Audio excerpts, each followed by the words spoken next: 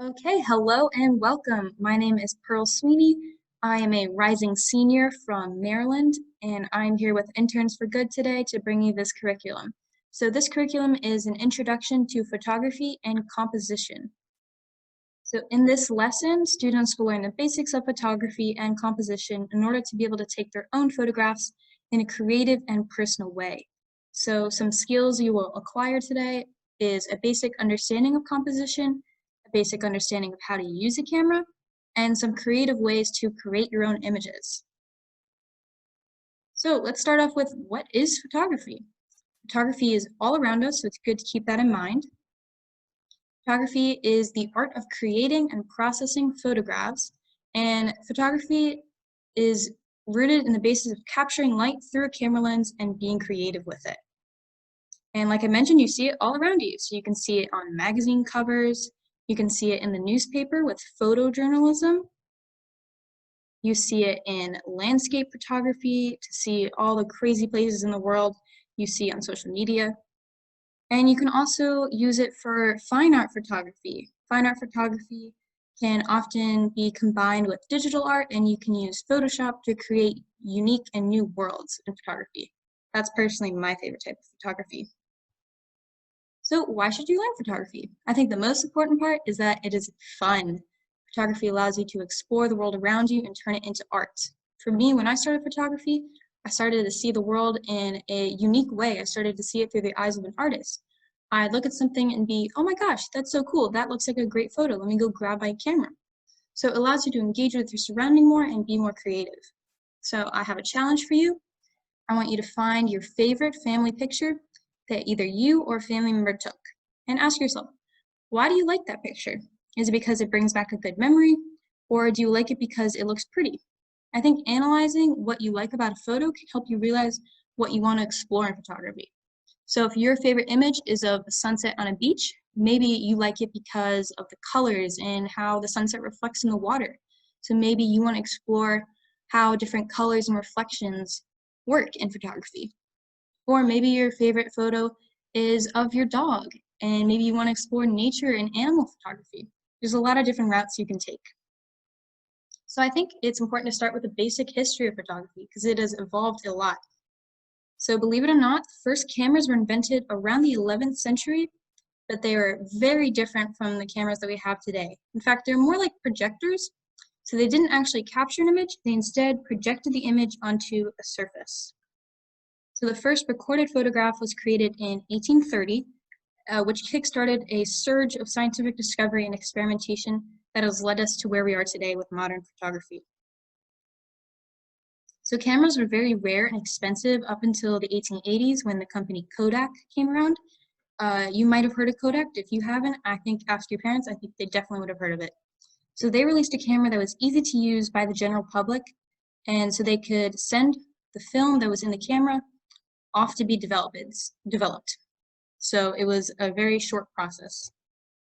So before the rise of digital cameras, like many of us have today, cameras recorded images onto a roll of film. So film is light sensitive and needs to be chemically developed without being exposed to any light. So you usually would do this in a dark room. So the process of doing it is very long and tedious and requires a lot of equipment that most people just don't have access to today. So it's not practiced a lot anymore, but with some current artists, they use it to engage more with their process. So digital cameras gained popularity around the 1970s and 80s because they were more widely available and they were a lot easier to use and they didn't use film. So then the first cell phone cameras came around in 2000, and as photographic technologies advanced, cell phone cameras actually started to become just as good as many digital cameras we see today. So they're a great start for beginners. So these are the three basic cameras that we touched a little bit about. So the first one is analog film cameras. These are the more traditional ones that have started to become a little obsolete, so because they're hard to use and they take a long time to process, but they can actually be pretty fun to process. So they use rolls of film that capture light, and the film is light sensitive and has to be chemically developed in a dark room. And so it's a very long process, but it can be worth it in the end. So for digital cameras, these are more modern, easier to use, They can be a bit on the pricier side, but they have a large range of prices. You can find the one that works right for your budget. So images, instead of being stored onto a roll of film, they're stored onto something like an SD card. So you can take as many pictures as you like, as long as it doesn't overfill the SD card. Whereas with film cameras, you can only take the amount of images that's on the roll of film, which is usually about 24, so it's pretty limiting. And then for digital cameras, it allows you to change a variety of different settings. And then last, we have cell phone cameras. These are also very modern. They're the easiest to use, and they're only as expensive as the cell phone themselves because the cameras are built into the phones. And they're more for beginners to intermediate.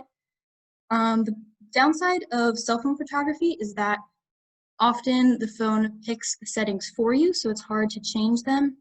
So for example, if you're shooting in very bright light, like if there's direct sunlight, the camera might have a hard time sensing how it should expose the photograph, so you might lose some details.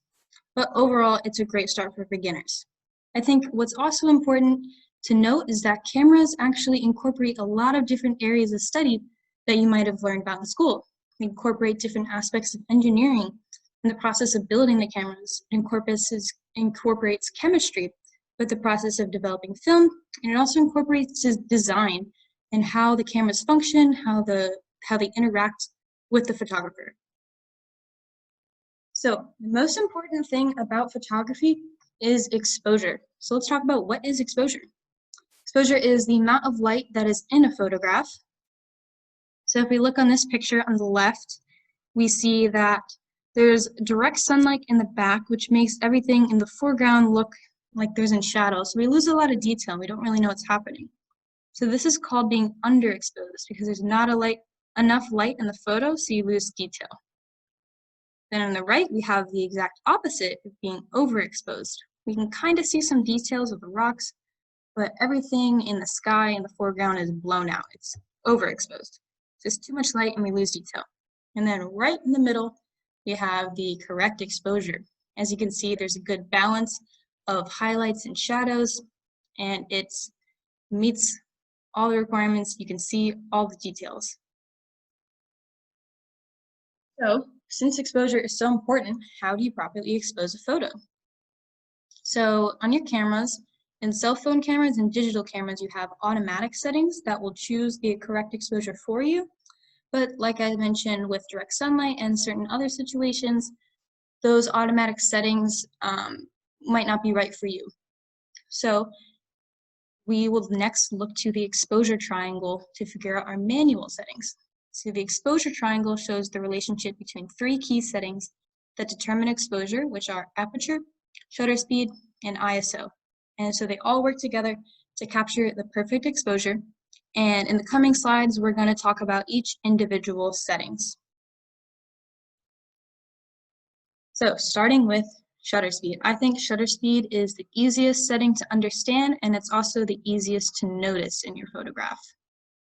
So shutter speed is how long your photograph is exposed for.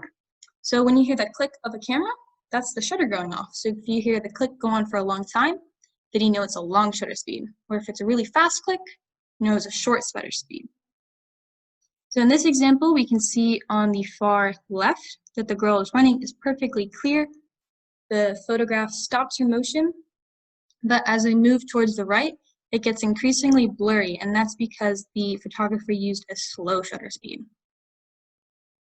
So shutter speeds are measured in fractions of a second, so we incorporate a bit of math in there, and we'll have a math check later on. So the faster the shutter speed is, the less motion blur, and the slower it is, the more motion blur. It's also important to notice that the faster the shutter speed, the less light is let into the camera. So if you were in a very well-lit area, if you're outside in sunlight, it wouldn't be a problem to use a fast shutter speed because you know that there's enough light so that your photograph doesn't get underexposed. But if you're in a darker area, using a fast shutter speed might not be the best choice. So, quick math check. Is 1/500th of a second greater than or less than 1/15th of a second? So you can take a second to pause if you need to think about this. So 1/500th of a second is less than 1/15th of a second. So in terms of shutter speed, that means that 1/500th would have less motion blur and let in less light than a shutter speed of 1/15th of a second. And now let's look at some more examples of shutter speed. So the images on the left have a fast shutter speed and the images on the right have a slower shutter speed. So we can see with the image of the bird, the fast shutter speed freezes the motion of the blur and we can see some water droplets coming up. And the reason that the photographer could use a fast shutter speed is because they were in direct sunlight and there's a lot of light to work with. Same for the image of the swimmer. The fast shutter speed stops the motion of the swimmer and you can see the water popping up and you have a lot of detail in there. And then towards the right, the slow shutter speed of the nighttime photograph makes the car's headlights look abstracted. So the slow shutter speed allows more light into the photo, which is a good choice for nighttime photography. And then if you look at the bottom of the chair swings at the carnival, which is actually my favorite ride, that's my favorite. So the slow shutter speed makes the chairs look blurry. So it's important to notice that when you have a slow shutter speed, only things that are moving in your image will look blurry. But it's also good to keep in mind that if you have a very slow shutter speed and you're using your camera handheld, so it's not on a tripod or standing on something, you can get a little bit of motion blur coming from just the natural movement of your hands. So now let's talk about aperture. So aperture represents how open a lens is to let in light, and it's measured in something called f-stops, with f1.4 being the most open, and f22, and in some cameras, f32 being the most closed. So when you look at this, this representation, imagine that you're looking directly into the lens of the camera. So the lens will open more to let in more light, and that's what you see with the aperture of f1.4. And then as you move more towards f16 and f22, you see that the lens closes so it lets in less light. So one of the very important things that aperture controls is something called depth of field, which we'll get into the next slide. So what is depth of field? Depth of field represents how much of the image is in focus, and like I said earlier, is determined by the aperture. So if you look at the two images of the sunflower, you can see that the shallow depth of field, the sunflower is the only thing in focus and the background becomes blurry. So that's a good way to isolate your subject and bring emphasis to it. So that used an aperture of f4, which is more open and lets in more light. The long depth of field on the right makes almost everything in the frame in focus, which makes it harder for the subject to be isolated. So I have a challenge for you. If you want to take a photo with a shallow depth of field, which aperture would be the correct one to use? f16 or f4? You can pause and think about that if you need to. So for a shallow depth of field, I think the best choice would be an f4, like we saw in the sunflower example. So let's look at some more depth of field and aperture examples. So if we look at the shallow, so an open aperture like f4 or f2.8 would give you an image similar to the one of the flower and the birds. As you can see, those are the only parts of the image that are in focus, and the background gets really blurry. You don't even know what's going on there, but it draws emphasis to the foreground. So then right in the middle, we have a medium depth of field. So medium depth of field, this allows the image to still focus on the foreground, in which in this case is the flower, but the background, you can still kind of see the details of the mountain, doesn't get lost. You get a good balance of the foreground and background. Then you have a long depth of field. So this was probably taken with an aperture of f22 or f32 and allows us to see the entire image all the way from the dock to the horizon line. This is popular in landscape photography. So the last aspect of the exposure triangle is ISO. So ISO refers to an image sensor's sensitivity to light.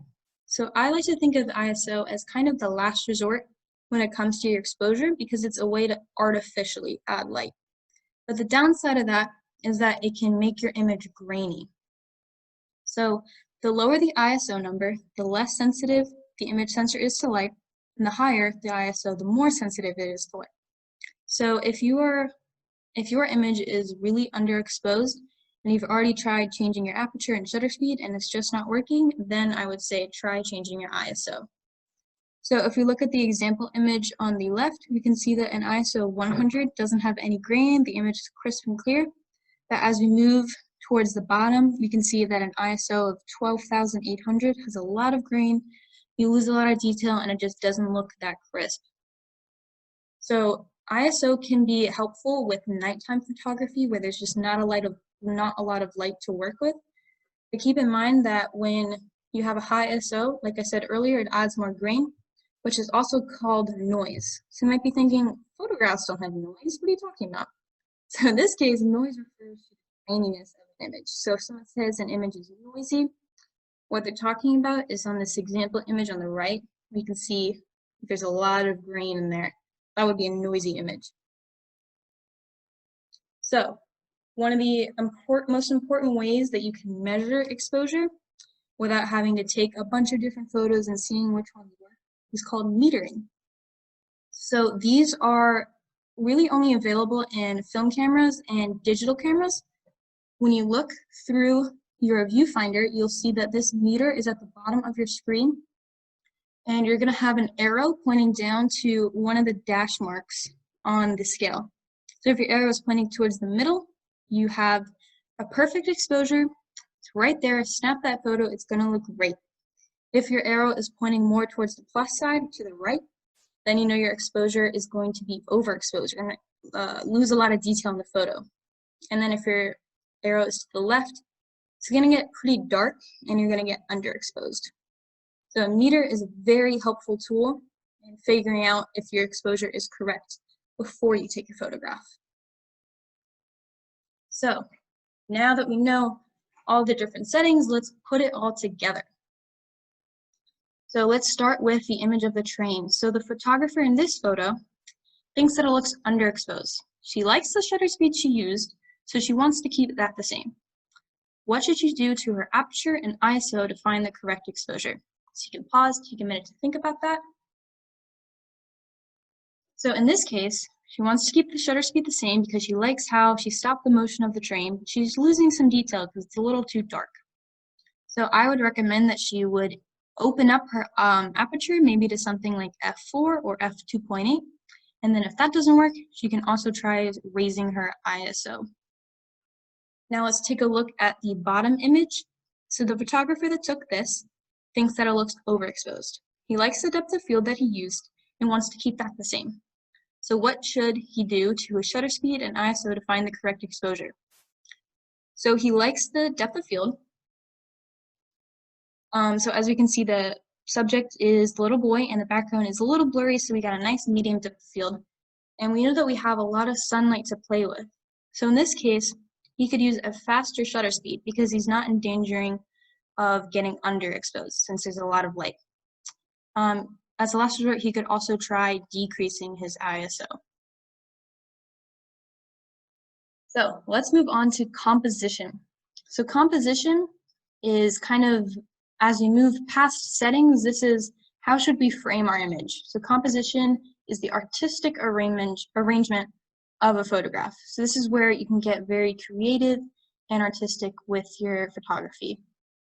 So different compositions are a useful tool to convey different tones, moods, or themes in your image. So here are three of the basic composition tools. There are tons of different composition tools, and I've linked some resources at the end of this presentation that you can go check out to find out more about composition. So starting at the first one, we have rule of thirds. So this is when the subject of a photo is lined up in one of the thirds of the image. So we can see that in the image of the surfer at sunset, we can see that the surfer himself is more towards the right third of the image. And we can also see that the horizon line of the beach is in the top third of the image. So we have like sort of two different rule of thirds going on there. So in the middle, we have centering. Centering is when the subject of the photo is lined up in the middle of the frame. An important thing to note about this is that you want to keep everything balanced, which means that you want to have an equal amount of things on the left of your image to the right on the image to make sure that things feel centered and symmetrical. And then on the left, we have leading lines. So leading lines is often a foreground element that leads your eyes to a certain point in the photo. So in this example, the road leads your eyes to the mountain. So for this example, I want you to think about how do the leading lines create the tone of the photo. So we can see that when we have the road leading back there, we can kind of see the mountain is kind of obsolete, it's hard to get to, and looks more treacherous. If we didn't have the roads there, and the only thing in frame was the mountain, we'd see it as more open and less daunting. So it changes the mood of the image a lot. So next we're going to talk about visual weight. Visual weight is another compositional tool that allows the photographer to draw the viewer's eye into a focal point. So the three common uses of visual weight are for color, size, and tone, but there's a lot more tools that you can use within visual weight. So for color, when we see the jelly beans, you have a lot of yellow jelly beans, and then out of nowhere there's a red jelly bean. So the first thing we see is the red jelly bean because the contrasting colors draws the most attention and becomes the focus of the photo. So if you ever want to draw attention to your subject, you can try having your subject be in contrast in terms of color to the rest of your image. And then so the next rule of visual weight we have size. So this can be the easiest to understand. The rule is that the largest object in the photo holds the most visual weight, so which means that it's the first thing you look at. So in this case, the shipwreck is the first thing you look at because it's the biggest part of the image. And so you also have a little bit of leading lines in there with the shoreline leading you to the shipwreck. So there's a lot of different tools going on. And you can also notice that there's a rule of thirds going on with the horizon line of the water. So the last tool of visual weight in these examples is tone. So tone talks about contrast between light and dark. So the darker tone, so we can see in the background it's very foggy and you lose a lot of detail. But right in the foreground, the horses and the grass are right in focus and they have more saturation, more color, so they draw you in and have more attention to them. So now I have some challenges for you. We have a shutter speed challenge and a composition challenge. I want you to pick one, and then if you like that, try the other one. So for the shutter speed challenge, take 2 photos of a fast-moving object. For example, you can do someone that's running, someone kicking a soccer ball, or maybe you can do your pet, like a dog or a cat, moving around. So take 1 photo with a slow shutter speed and 1 with a really fast shutter speed. So how would you need to adjust your aperture and ISO for each shutter speed? And what are the differences you see within the 2 photographs? You should see that the one with the fast shutter speed is very crisp and clear, and you should see that the one with the slow shutter speed has a lot of motion blur. And see if you like that motion blur. Maybe you can play around and find a creative way to incorporate motion blur into the image. And so our last challenge is a composition challenge. So try taking 5 different photographs of the same subject. So ask yourself, what are you going to decide to leave out of the frame, and what will you choose to keep? So what you choose to keep will become the subject of your photos. So if you think that something doesn't belong in the image, take it out. It'll be less distracting and it'll give more emphasis to your subject. And also think, how does your composition emphasize the subject? So you can use rule of thirds, centering, or leading lines to emphasize your subject. And how can you incorporate visual weight? So you can use, like we talked about, color, tone, and size to emphasize. And so lastly, about me. So like I said earlier, my name is Pearl Sweeney. My favorite activities are photography, obviously, filmmaking, and gymnastics. I have an adorable dog named Tank, and my favorite Disney movie is Finding Nemo. Fun fact, that was the movie that came out the year I was born, so it was actually the first movie I ever saw, and it's still my favorite to this day. So here are some resources. They all talk about information that we learned in this curriculum. You can explore more of the history of photography, some more information in aperture, composition, and ISO. So I hope you explore these resources, take advantage of them, and I hope you learned something today. Happy exploring!